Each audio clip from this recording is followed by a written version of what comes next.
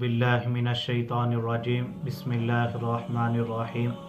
अल्लाहुम्मा सल्लि अला सय्यिदिना व मौलाना मुहम्मदिन व बारिक वसल्लम। बाद अज़ हम्द व सलात और दुरूद शरीफ का नजराना पेश करने के बाद मैं आपका मेज़बान हाफिज़ मोहम्मद उसामा अरशद भेजवी आपकी खिदमत में हाजिर हूँ। अहबाब ज़ी वक़ार, आज हम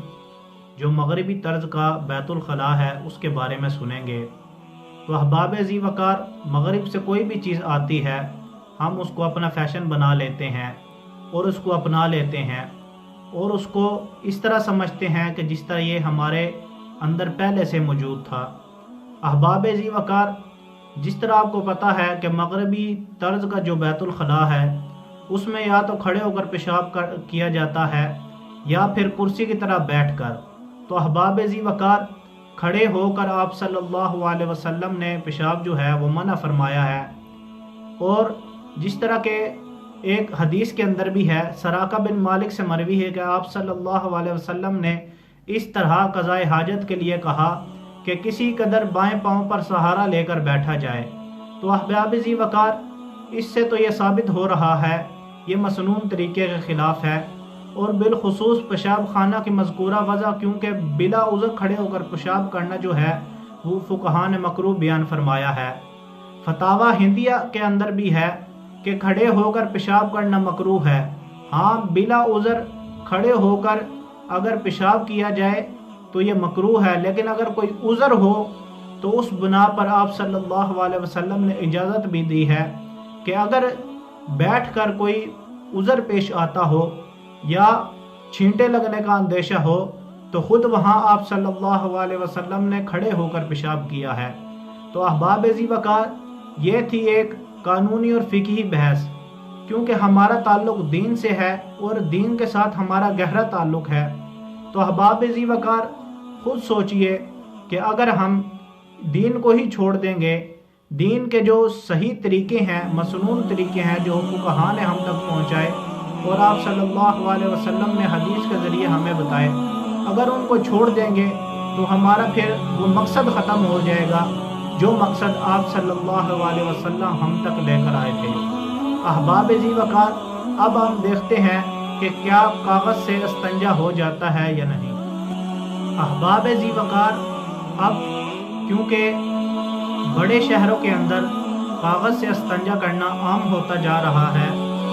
और उसका इस्तेमाल इतना हो रहा है कि फ़ुक़हा ने इसके बारे में लिखा है कि कागज़ से इस्तंजा करना मकरूह है। वो मकरूह क्यों है? क्योंकि कागज़ जो है एक आला किस्म की चीज़ है और उस पर इल्म तालीम के बारे में जो मकसद होते हैं और तालीम और इल्म लिखा जाता है और उसका इस्तेमाल अच्छे कामों में होता है, इसलिए उसको उलमा ने लिखा है, फ़ुक़हा ने लिखा है कि इससे इस्तंजा करना मकरूह है। तो अहबाब ज़ी वक़ार, इस पर रोशनी डालते हुए अल्लामा शामी रहमतुल्लाह ताला अलैह फरमाते हैं कि इसलिए कि वो चमकता है और चिकना होता है, जिससे नजासत पहनने का ख़तरा होता है और कीमती होता है और इसमें इल्म भी लिखा जाता है और ये काबिल एहतराम भी होता है। इसीलिए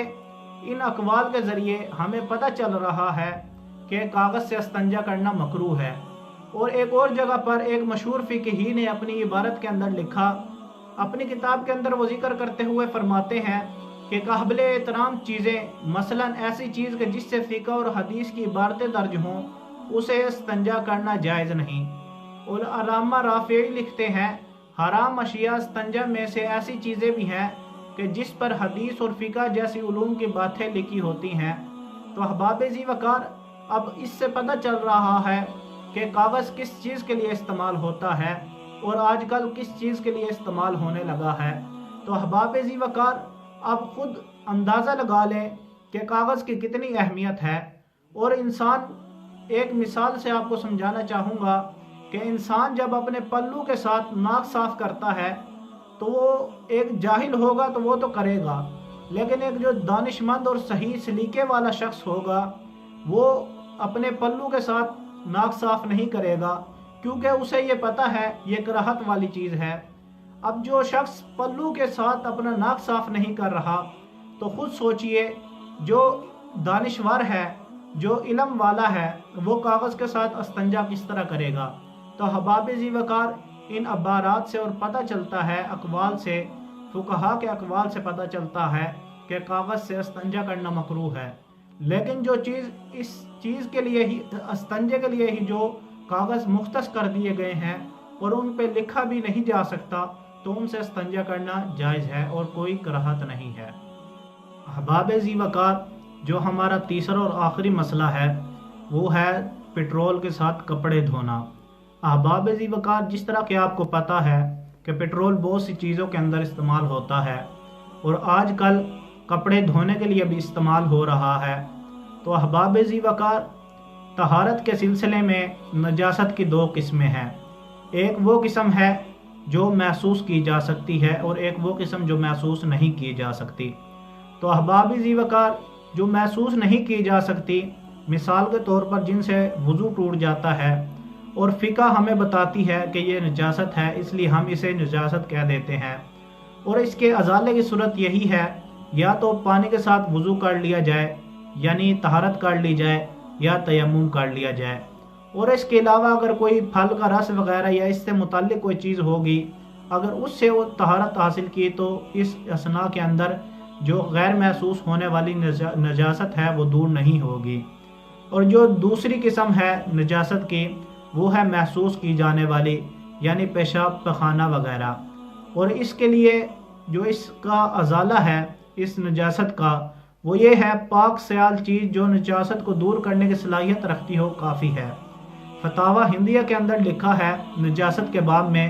کہ پانی اور ہر وہ چیز جس سے ناپاکی دور کی جا سکتی ہو اس سے نجاست دور کرنا جائز ہے، جیسا کہ سرکہ اور عرق گلاب۔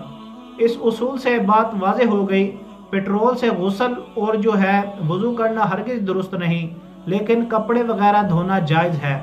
اور جو محسوس نجاست ہے اس کا ازالہ درست ہوگا، اس لیے کہ اس کے پانی کی ضرورت نہیں ہوتی، ہر بہتی ہوئی چیز کافی ہوتی ہے۔ تو اللہ پاک سے دعا ہے کہ اللہ پاک ہم سب کو صحیح طریقے کے ساتھ فقہ کو سمجھنے اور اس پر عمل کرنے کی توفیق عطا فرمائے۔ وآخر دعوانا ان الحمدللہ رب العالمین۔ اللہ اللہ اللہ